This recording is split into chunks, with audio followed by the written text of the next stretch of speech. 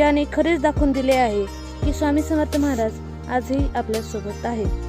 ही गोष्ट आहे एका साध्या मध्यमवर्गीय कुटुंबातील मुलीची आहे। घरात आर्थिक अडचणी, आई आजारी आणि तिला स्वतःलाही भविष्याबद्दल खूप ताण होता आणि काही चांगलं होत नव्हतं तिच्या आयुष्यात, अशी भावना झाली होती। एक दिवस ती खूप रडत होती।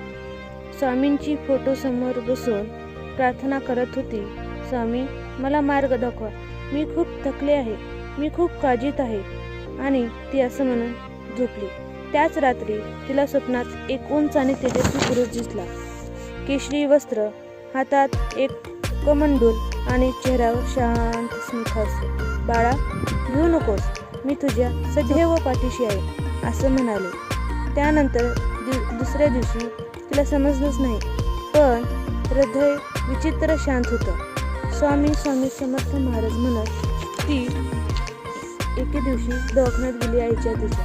दुसऱ्या दिवशी अचानक तिच्या आईचा रिपोर्ट नॉर्मल आला। डॉक्टरही म्हणाले ही इम्प्रूव्हमेंट म्हणजेच तिची आई आता वेगाने बरी होत होती।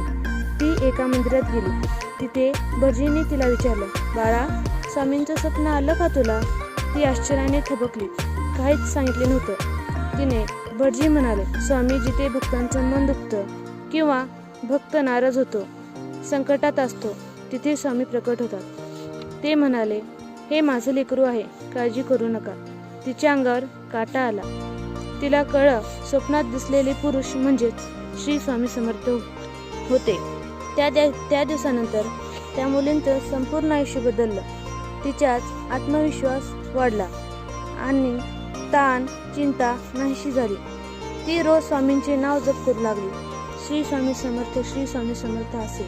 आणि तिला जाणवलं स्वामी केवळ देव नाहीत, ते अनुभव आहेत, ते शक्ती आणि श्रद्धा व धैर्य आहेत, ते सदैव जवळ आहेत। आणि स्वामी समर्थ महाराज जेव्हा त्यांचे भक्त चिंतेत किंवा काळजीत असतात, तेव्हा स्वामी समर्थ महाराज त्यांना मार्ग दाखवतो। धन्यवाद। जर तुम्हाला ही अनुभव किंवा गोष्ट आवडली असेल तर आमच्या चॅनलला सबस्क्राईब, कमेंट आणि लाईक करा आणि बेल आयकॉन दाबायला विसरू नका। धन्यवाद आणि चॅनलला सबस्क्राईब करून घ्या।